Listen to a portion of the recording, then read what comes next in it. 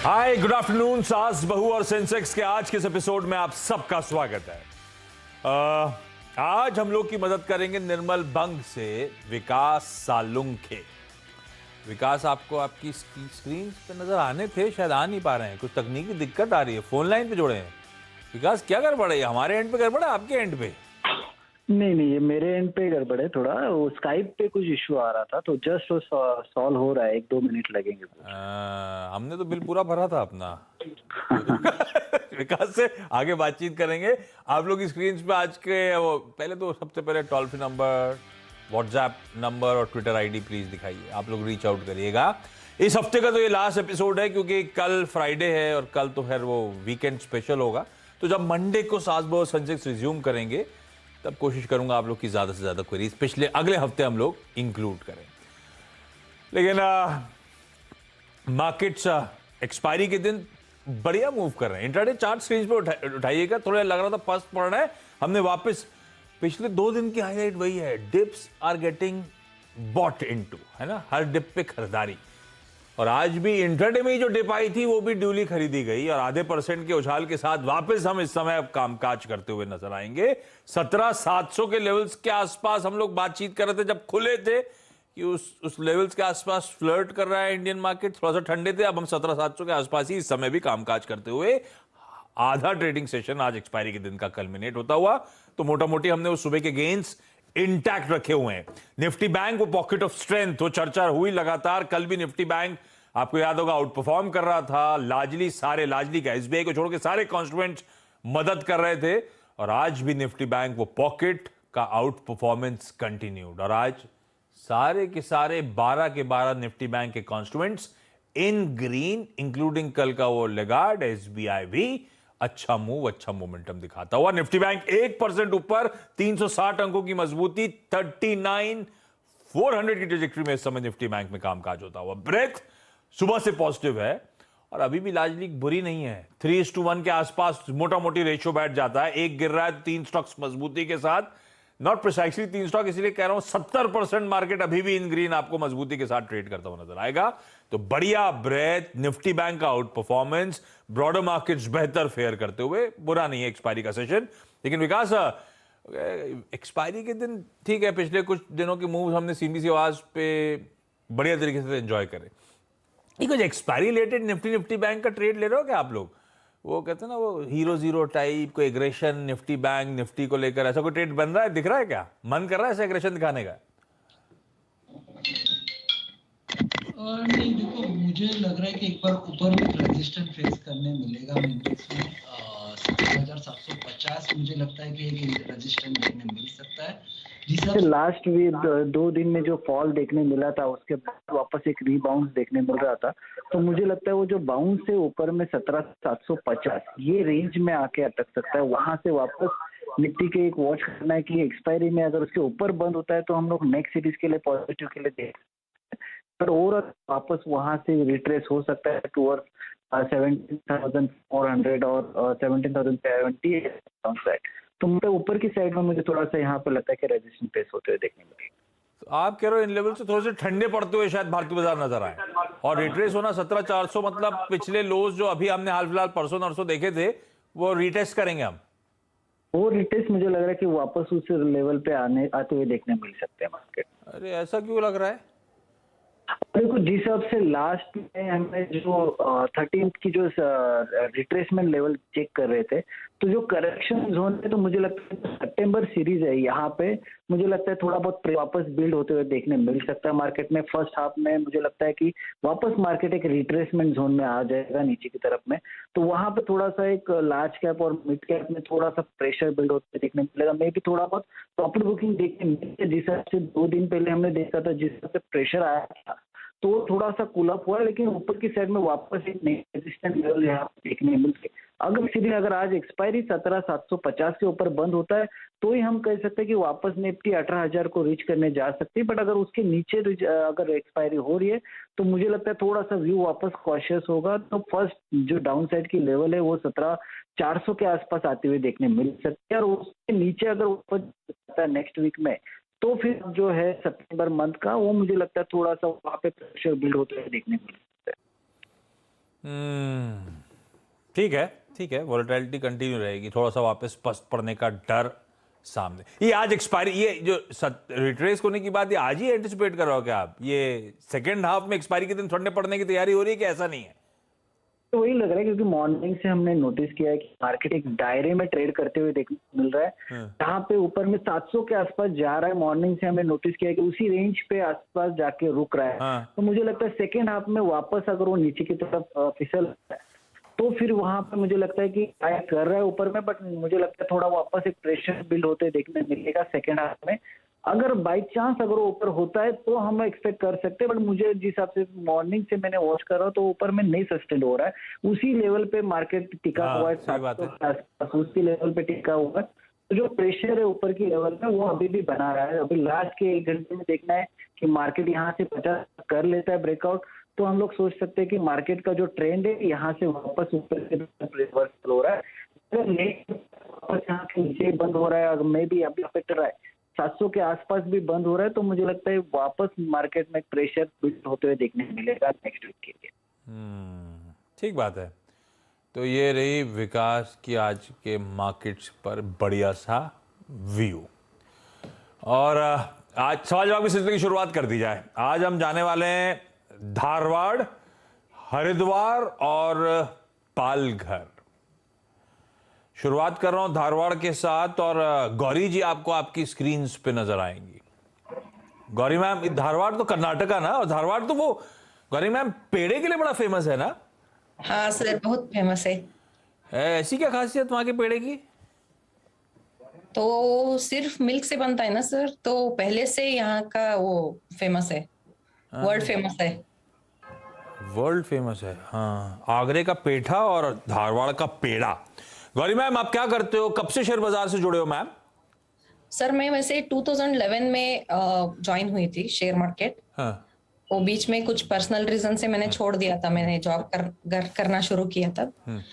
तो बाद में फिर 2016 से मैं फुल प्लेज्ड वो जॉब छोड़ के शेयर मार्केट में जुड़ गई। जॉब छोड़ के शेयर मार्केट्स में? हाँ। तो ऐसा क्या आपकी पहले से ग्रिप है क्या? आपने टेक्निकल्स देखते हो, फंडामेंटल्स देखते हो, अपनी खुद की स्टडी करते हो मैम? हाँ सर, मैं बाद में वो सीखना शुरू किया सर, टेक्निकल सब। पहले तो वैसे ही शुरू कर दिया था, कोई अभी टीवी में या नेट में देख के जो शेयर चढ़ रहा होता था वो मैंने परचेज कर लिया था। तो बाद में क्या हुआ, I am learning all the fundaments. After learning all those things I have joined again. तो अब अपनी सेल्फ स्टडी और उसके बाद डिसाइड कर रहे हो, ना कि सुन के देख के। बिल्कुल ठीक मैम। तो ये अब जब वापस लौटे हो शेयर बाजार में, अब ये जर्नी अपनी सेल्फ स्टडी के बाद ज्यादा अच्छी चल रही है, ज्यादा बेहतर है क्या? हाँ, अच्छी चल रही है सर। वो लर्निंग पीरियड में थोड़ा प्रॉफिट एंड लॉस ऐसा होता था, मगर बाद में 2019 में जब एक कोविड आ गया तो कहीं जाने आने का ये नहीं था ना सर। सो फुल कंसंट्रेशन इसी पे डाल के मैंने किया। तब मार्केट भी अच्छी तरह से ऊपर ही जा रहा था, तो रोज मेरे प्रॉफिट ही चल रहे थे तब ना। ठीक है, नहीं पढ़े थे तो ऊपर नीचे रहा, पढ़ने के बाद भी से ऊपर नीचे ही रहेगा। हाँ। लेकिन ये कि विनिंग ट्रेड थोड़े ज्यादा हो जाएंगे, वही चाहिए शेयर बाजार में। लूज आउट तो करते हैं हर जगह, ऐसा नहीं है। अच्छा गौरी मैम, फिर पहली क्वेरी क्या है विकास के लिए? कहाँ दिक्कत आ रही है या फिर क्या क्वेरी है? सर मैंने वो BPCL after listening to those privatization के बारे में सुनने के बाद 1400 शेयर्स लिया था, तो एट द रेट ऑफ 470 अभी लॉस में चल रही हूँ sir, after receiving huge amount of dividend also. तो ये प्राइवेटाइजेशन होगा कि रहूं कि एग्जिट हो जाऊं, ये पूछना था मुझे। नहीं, अब वो प्राइवेटाइजेशन होगा। पिछले फाइनेंशियल ईयर से इस फाइनेंशियल ईयर को रोल कर दिया गया। पिछली बार बिड्स बहुत अट्रैक्टिव नहीं थी, कोविड को ब्लेम कर दिया गया। अब इफ्स एंड बट्स लगे हुए हैं, तो प्राइवेटाइजेशन की खबर के चलते वो ट्रेडिंग मोमेंटम तो एंजॉय कर लिया जाए, अंटिल वो कुछ कॉन्क्रीट पहुंचे तब तक फंडामेंटली उस पर बेट करना गलत होगा। हाँ, ये बात अलग है, बीपीसीएल फंडामेंटली कितनी अट्रैक्टिव कंपनी, डिविडेंड कितने अच्छे रोल आउट करती है, वो सब अलग क्वेश्चंस। अब विकास करना क्या है भाई? मैंने लिया और वाकई खबरें तूल थी, लग रहा था, और सब बता रहे थे सम ऑफ द पार्ट वैल्यूएशन। ये विकास साक्षात नजर आने लगे। ये विकास जो फोटो भेजी थी वो 10 साल पुरानी थी क्या? जी हाँ, जो फोटो आपने अभी फ्लैश की हुई मेरी, वो मेरे ऑलमोस्ट 2012 की फोटो है, तो 10 साल भाई डायरेक्टर साहब अपडेट करिए, विकास की एकदम 10 साल पुरानी फोटो लगा रखी है।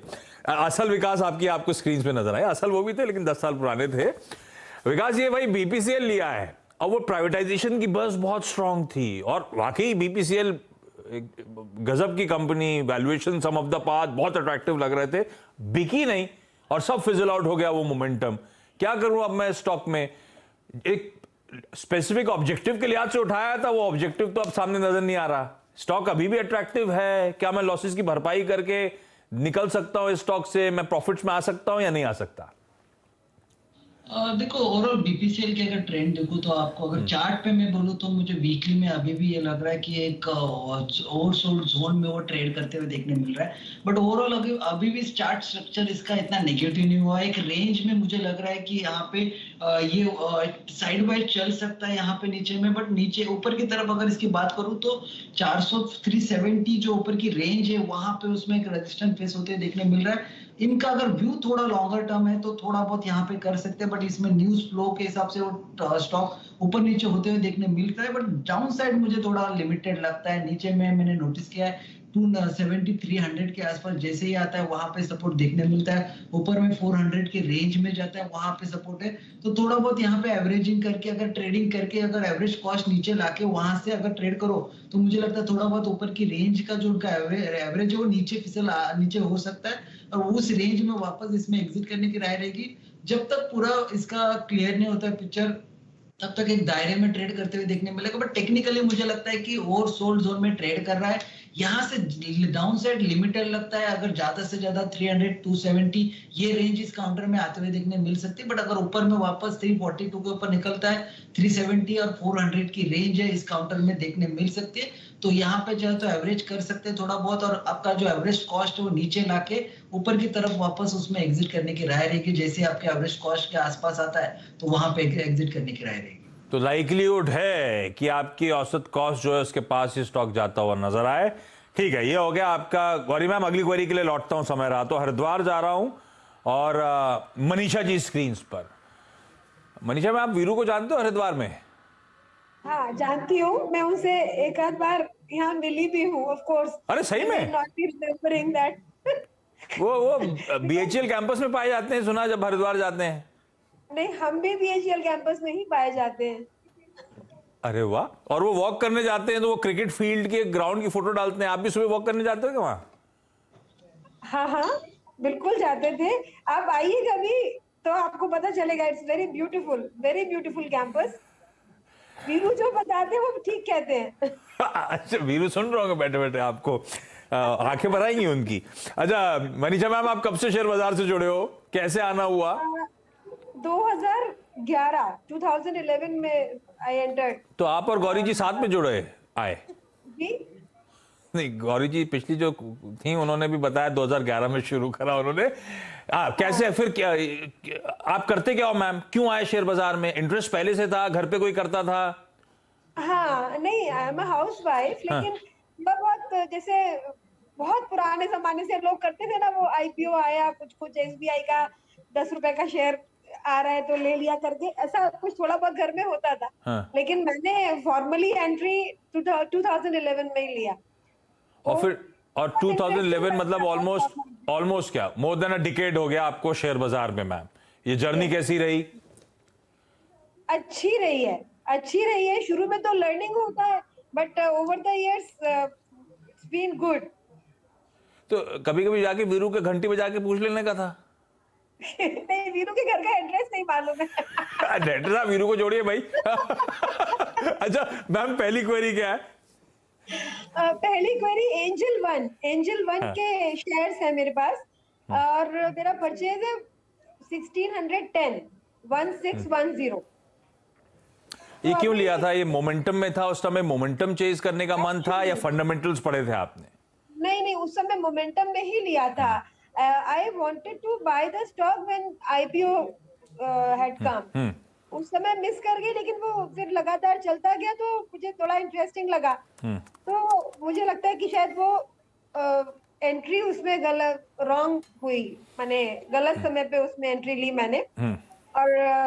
ऑफ कोर्स अभी आई एम नॉट वरीड, क्योंकि अभी मेरा एक्सपीरियंस ऐसा ही रहा है कि कितना भी लॉस हुआ अल्टीमेटली रिकवर होता है।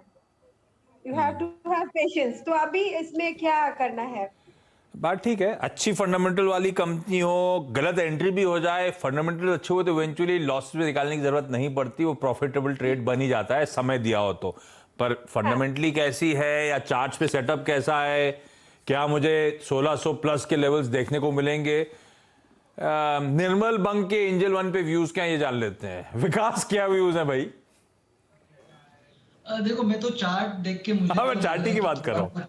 हाँ थोड़ा बहुत मुझे लग रहा है कि जिस हिसाब से इसका चार्ट पैटर्न बन रहा है 200 डीएमए के नीचे ये ट्रेड कर रहा है, और अभी हाल ही लास्ट 2 ट्रेडिंग सेशन में हमने नोटिस किया है कि वो 50 डीएमए के नीचे भी फिसलते हुए देखने मिल रहा है। 1240 के नीचे अगर ये फिसलता है तो जो रिसेंट लो बनाया हुआ था 2 वीक पहले का, वहां उसको ब्रेक कर देगा तो वापस ये थोड़ा सा वीक साउंड कर रहा है। यहाँ से मुझे लगता है वापस ये नीचे की तरफ आ सकता है। ऊपर में जब तक ये 1350 के ऊपर नहीं जाता है जो 5200 डीएमए, उसके बाद ही उसकी जो अप ट्रेंड है उसके बाद देखने मिल सकता है। बट फिलहाल तो ऊपर की रेंज देखने मिल रही है 1350, जिसके ऊपर उसका टिकना बहुत जरूरी है, और उसके ऊपर अगर निकलता है तो ये काउंटर में ऊपर की तरफ की रेंज जो है 1400-1420 की रेंज ओपन होती देखने मिल रही है। बट फिलहाल तो 1240 की जो रेंज है, जो सपोर्ट है, उसको क्लोजली वॉच करो। अगर उसके नीचे फिसलता है तो मे बी रिसेंटली जो मार्च में इस काउंटर में जो लो देखने मिले थे नीचे की तरफ के, उस लो के तरफ ये फिसलते हुए देखने मिल सकता है। तो मेरी राय से मुझे लगता है नीचे में एक सपोर्ट देखने मिल रहा है 1240 का, और ऊपर में 1350 के ऊपर अगर ये टिकता है तो ये ऊपर की तरफ जाते हुए देखने मिल सकता है। तो ओवरऑल चार्ट स्ट्रक्चर थोड़ा सा वीक लग रहा है, जिस हिसाब से ये फॉल होते हुए आया लास्ट ऑलमोस्ट 3 महीने से ये एक साइडवेज मूवमेंट में चल रहा था। 1400 के ऊपर जाके वापस 1280-1250 इस रेंज में आके अटक रहा था, बट उसके नीचे जाता है तो नई रेंज ओपन होते देखने मिल सकती है। ये हो गए। अच्छा ऐड कर सकते हैं और ऐड कर सकते हैं विकास, एड ऑन 1350 के ऊपर वापस से काउंटर क्लोजिंग देता है तो उसके बाद इसमें एड ऑन करके जा सकते हो, उसके पहले एड ऑन करने की राय नहीं रहेगी। हाँ वीरू को जोड़िए यार। Veeru in fact I was watching this programme. तो ये एड्रेस तो दे दिया कि हरिद्वार वालों को तो एड्रेस दे दीजिए यार कम से कम। अच्छा मैम रहती कहाँ पर है ये पूछना चाहता था मैं। बीएचईएल कैंपस में। अच्छा नहीं, शिवालिक नगर वीरू भी वही रहते हैं। मुझे हाँ, मैं भी शिवालिक नगर में रहता हूँ। आप उनको दिखते भी हैं भाई, आप जब वीकेंड पे वहां वॉक करने पहुंच जाते हैं दिखते हैं। हाँ मनीषा जी, इसमें देखिए आशीष क्या है ना, जो बीएचईएल कैंपस है ठीक है, बीएचईएल के हालात अभी ठीक नहीं है, पर स्टिल दैट कैंपस जो है ना वो, और वो ग्राउंड, उसके सामने वो पहाड़, उसके सामने अगर आप देखें वो मचान, वो हॉस्पिटल, वो गजब है। अरे आप उससे दूर नहीं रह सकते, तो जाना पड़ता है। चलो अच्छा, आप अपना लंच कंटिन्यू करो। मनीषा जी ये घुमा फिरा के बेसिकली अपना एड्रेस नहीं देना चाहते थे, नहीं दिया उन्होंने, आई एम सॉरी। लेकिन क्विकली पालघर जा रहा हूँ, निशा जी स्क्रीन पर लेकर आइए भाई निशा जी को। निशा जी हाय, गुड आफ्टरनून मैम। निशा जी आपका, अच्छा निशा जी पालघर वही हो ना, ये मुंबई से कनेक्टिविटी और कन्वीनियंट होने वाली है। पालघर तो हाँ हुआ, ओके सॉरी। निशा जी यस, कब से शेयर बाजार से जुड़े हो मैम? आप क्या करते हो? सर मैं बेसिकली होम मेकर हूँ, बट मेरे हस्बैंड जो हैं वो 5 to 6 years हो गए हैं ऑलमोस्ट उनके शेयर मार्केट में।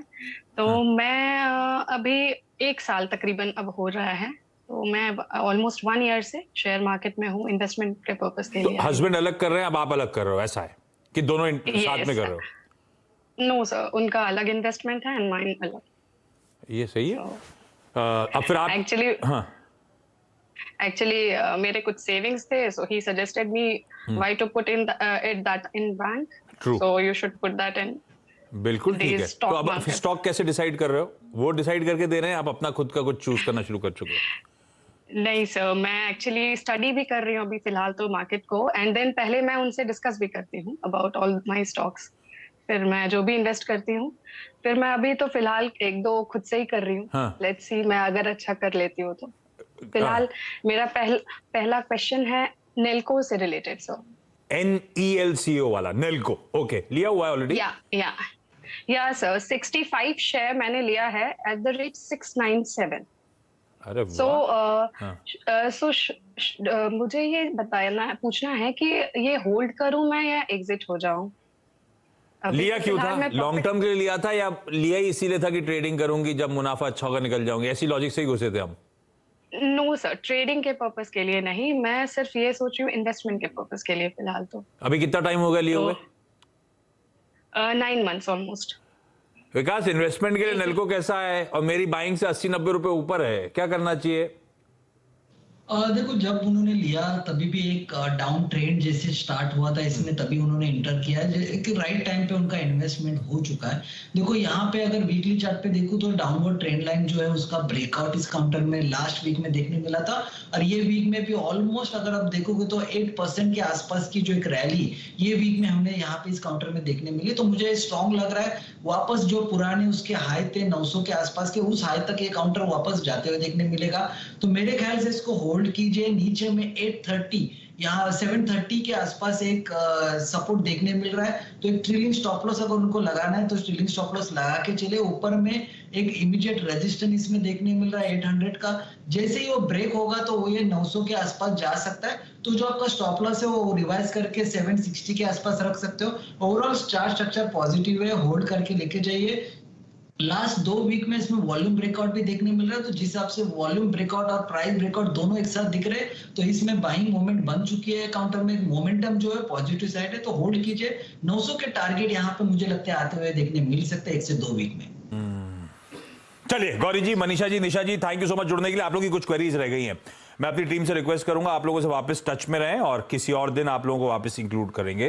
विकास, थैंक यू सो मच जुड़ने के लिए और बहुत बढ़िया तरीके से सारी क्वेरीज सॉल्व करने के लिए। ब्रेक के उस पार एक क्विक मार्केट ब्रेक के बाद आपका स्वागत है। ये देखिए आपकी स्क्रीन पे मिड कैप्स बढ़िया, ब्रेथ पॉजिटिव, और ये एक्चुअली मूड का बैरोमीटर ये मिड कैप इंडेक्स इस समय नहीं है।